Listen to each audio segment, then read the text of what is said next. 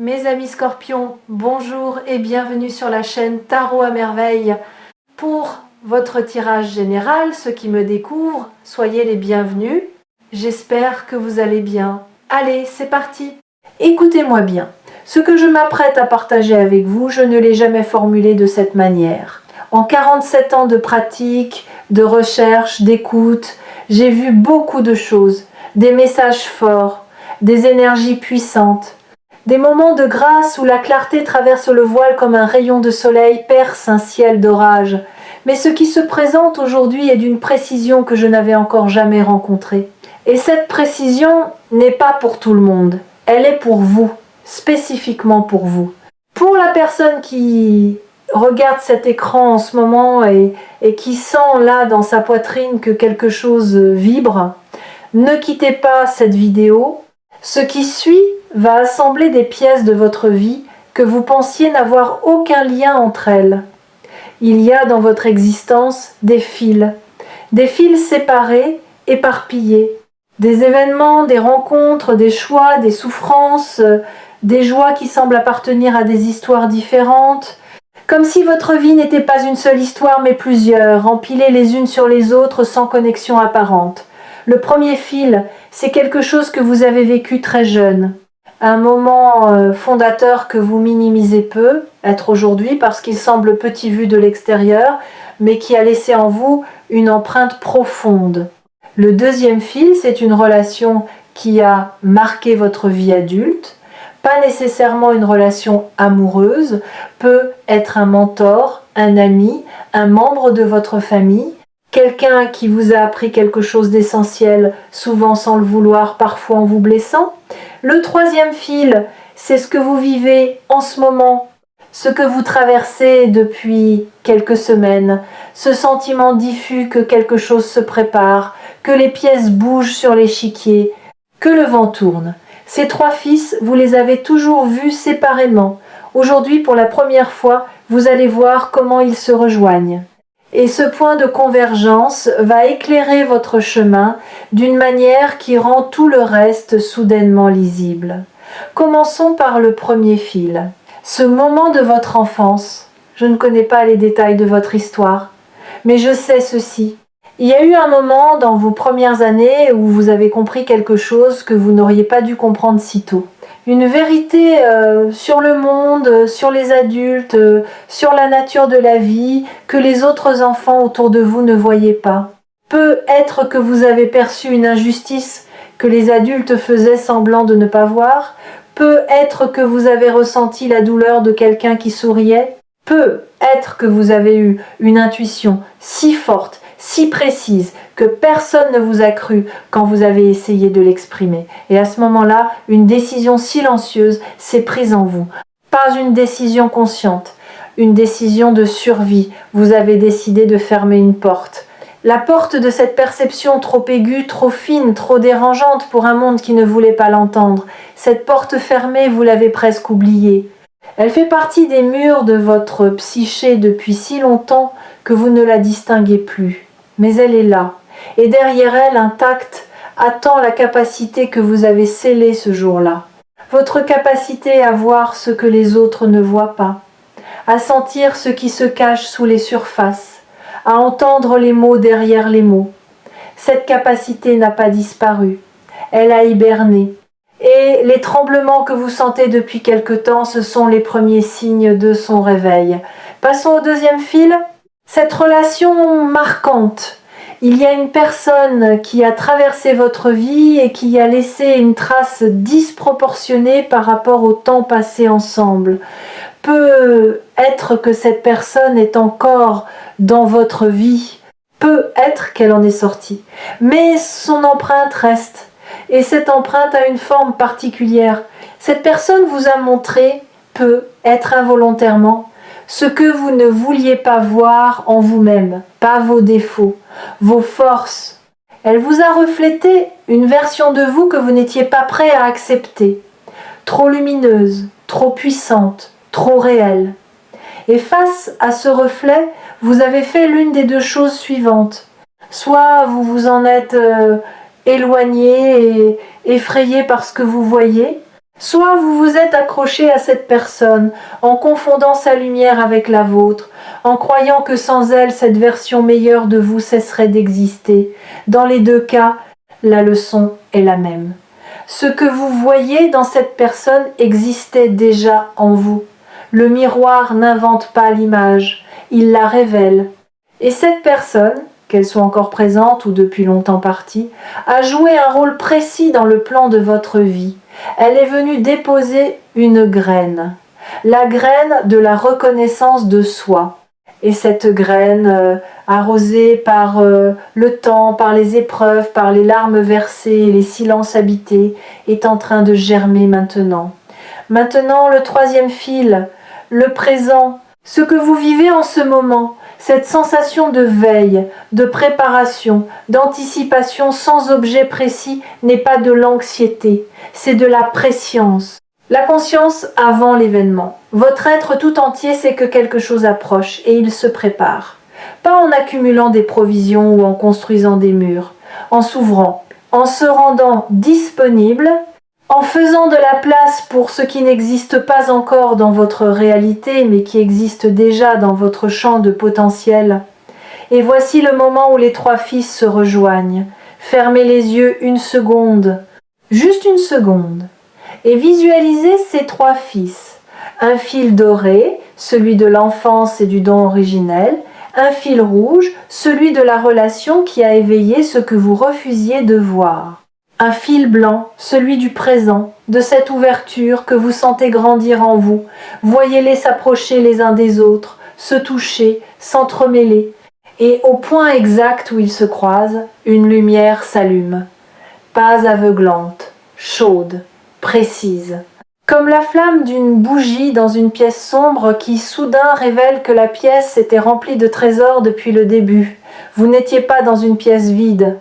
Vous étiez dans une pièce riche, mais sans lumière pour le voir. La lumière vient d'arriver, et elle ne s'éteindra plus.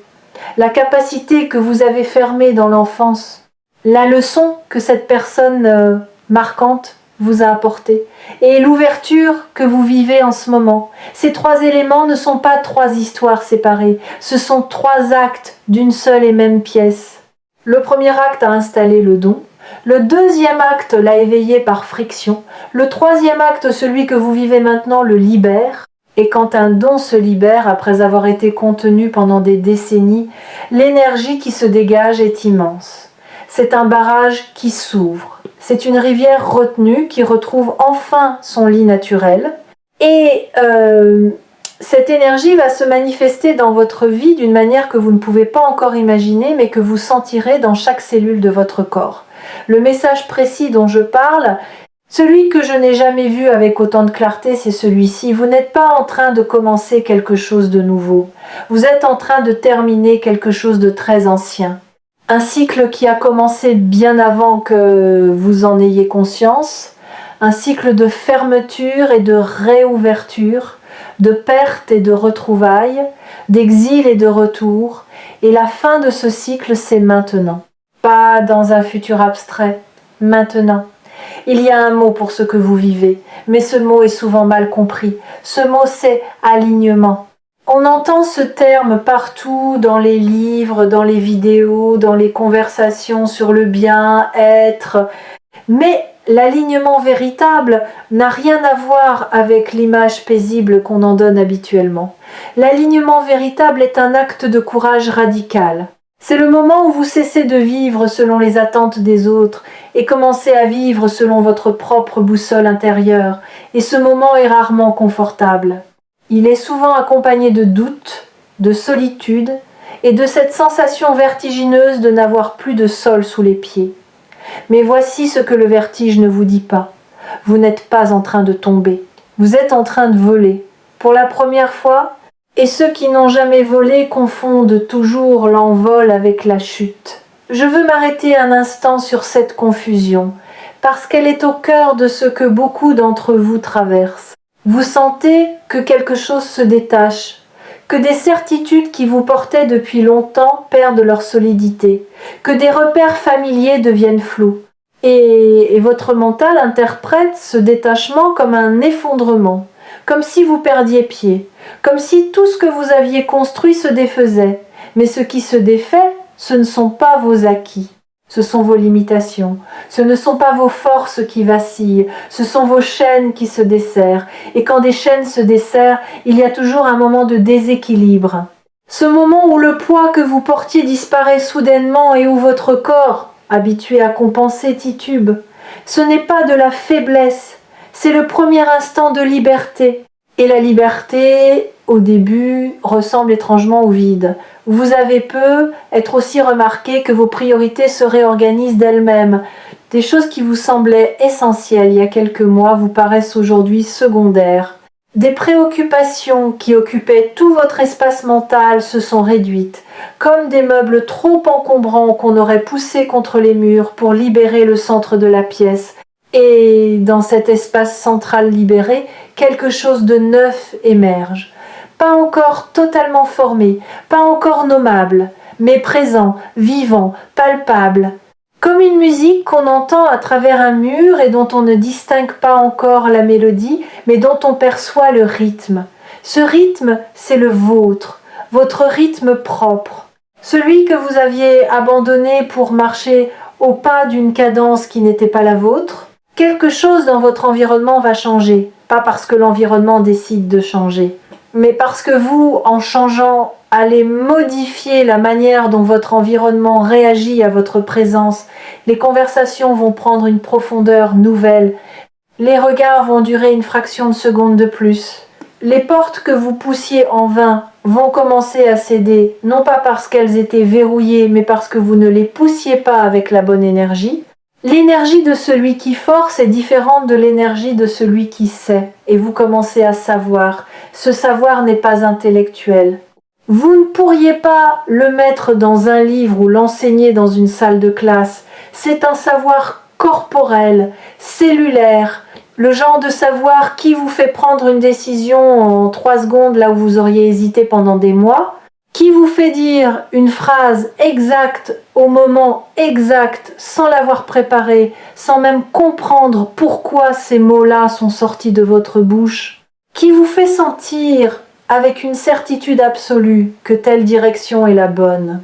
Même quand toute la logique du monde vous dit le contraire, ce savoir c'est votre don, celui que vous avez fermé enfant, celui que cette personne a effleuré sans le savoir, celui qui se déploie maintenant avec une clarté sans précédent. Si vous êtes tombé sur cette vidéo de tarot à merveille, demandez-vous pourquoi, parmi les millions de vidéos disponibles, et c'est celle-ci que vous regardez. Demandez-vous pourquoi ces mots précis, dans cet ordre précis, résonnent en vous comme s'ils avaient été écrits pour vous. La réponse est simple et vertigineuse à la fois parce qu'ils l'ont été.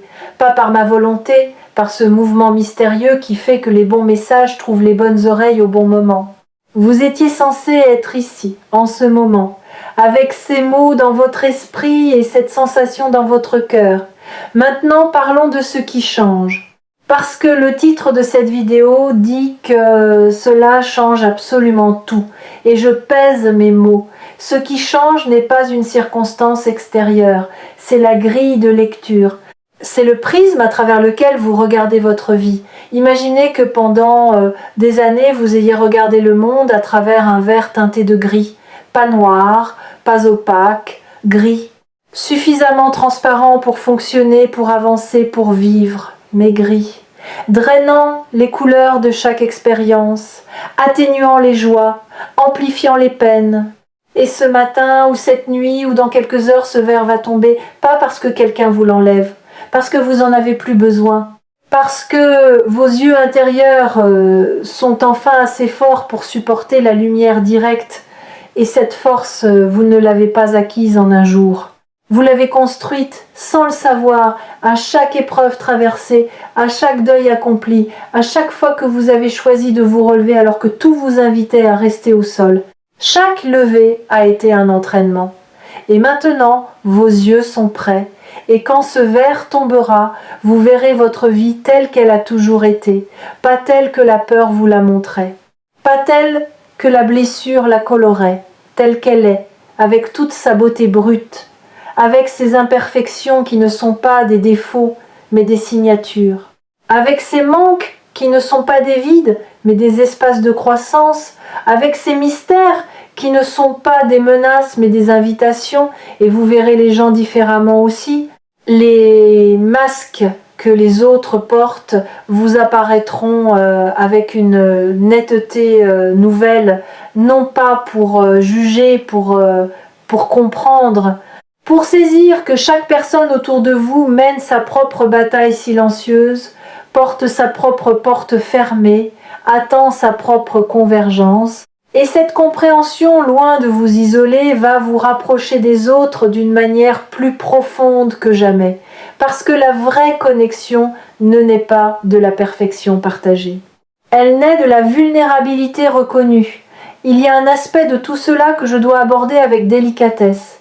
Le message précis que j'ai perçu concerne aussi quelque chose que vous n'avez dit à personne. Un désir que vous portez en silence. Pas un désir matériel, un désir d'être, un désir de vivre d'une certaine manière, de vous réveiller le matin avec un certain sentiment, d'être regardé d'une certaine façon, d'occuper un certain espace dans le monde.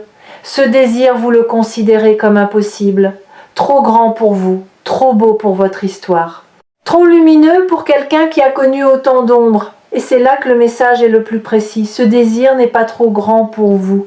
Vous êtes trop petit pour lui. Pas en essence, en permission. Vous ne vous êtes pas encore donné la permission d'être aussi grand que votre désir le demande. Vous vivez dans un espace réduit, un espace que vous avez dessiné vous-même en fonction de ce que vous pensiez mériter, et ce dessin est devenu votre prison dorée, confortable, familière, mais étroite, terriblement étroite pour l'être que vous êtes en train de devenir. Le message d'aujourd'hui vous dit « redessinez les murs, poussez-les, abattez-les s'il le faut. L'espace que vous occupez dans le monde doit correspondre à l'espace que vous occupez dans votre propre cœur. Et votre cœur, lui, n'a pas de mur. Savez-vous ce qui se produit quand un être humain cesse enfin de se contenir ? Quand il arrête de rétrécir pour entrer dans les cases que le monde lui propose ? Il devient magnétique, pas dans le sens superficiel du charisme de scène ou de l'assurance fabriquée, magnétique dans le sens originel du terme.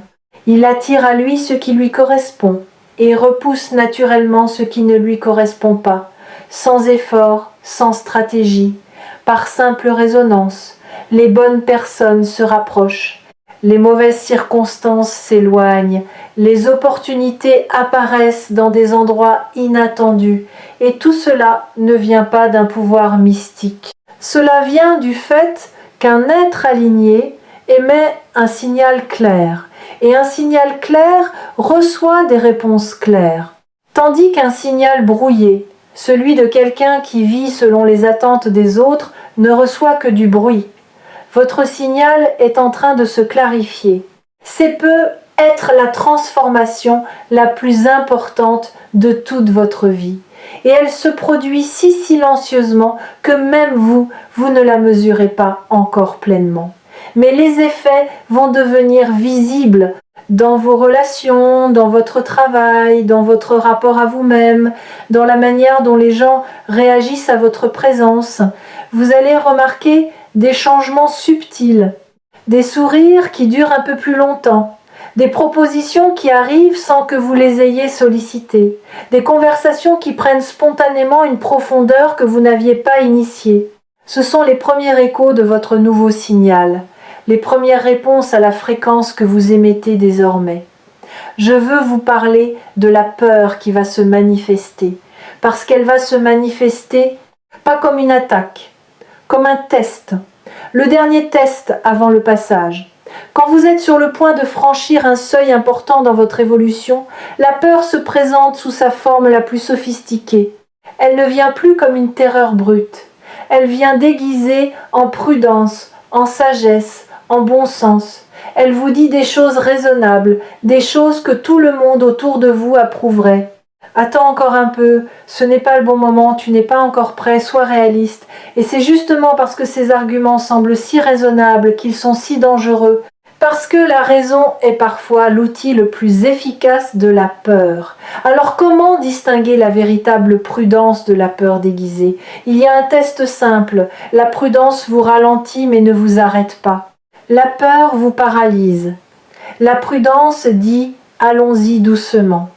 La peur dit « n'y allons pas ». Si ce que vous ressentez face à une décision est un ralentissement, c'est de la sagesse. Si c'est un blocage total, un mur de rationalisation qui s'empile sur lui-même pour justifier l'immobilité, c'est la peur. Et face à la peur, la seule réponse qui fonctionne n'est pas le combat, c'est la traversée. On ne vainc pas la peur en la combattant, on la dépasse en marchant à travers elle. Et de l'autre côté, toujours, se trouve exactement ce que la peur essayait de vous empêcher de rejoindre. Ce qui se passe dans votre vie en ce moment est le résultat de 47 ans de pratique concentrés en un seul point de clarté, et ce que cette clarté révèle est limpide. Les fidèles de tarot à merveille savent reconnaître les moments où un message les traverse plutôt que de simplement les effleurer. Et ce message-ci traverse, il va profond, il touche des couches que vous protégiez depuis longtemps. Laissez-le faire son travail. Il y a quelque chose que je veux que vous fassiez après cette vidéo, pas un rituel compliqué, pas une méditation de 2 heures, quelque chose de simple mais de profondément significatif. Trouvez un moment de silence, 5 minutes, peut être ce soir, peut être demain matin avant que le monde ne se réveille. Et dans ce silence, posez-vous une seule question. Pas à votre mental, à votre cœur. La question est celle-ci. Si je n'avais peur de rien, qu'est-ce que je ferais dès demain? Ne cherchez pas la réponse, laissez-la venir. Elle viendra peu, être sous forme de mots, d'images, de sensations, peu, être pas pendant le silence lui-même, mais après, sous la douche, en conduisant, en pleine conversation avec quelqu'un. Elle surgira au moment où vous ne l'attendrez plus, et quand elle surgira, vous la reconnaîtrez immédiatement.